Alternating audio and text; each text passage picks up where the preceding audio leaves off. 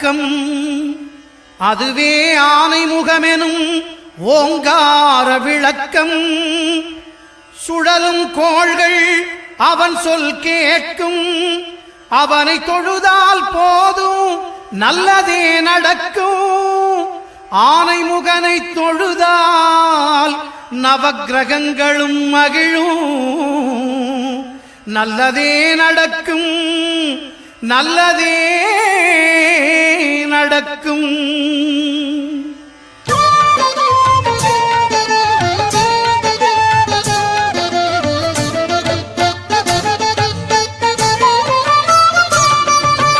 ஒன்பது கோளும் ஒன்றாய் காண அங்கு கற்பகம் என்னும் கடவுளின் மெய்யில். ஒன்பது கோளும் ஒன்றாய் காண அங்கு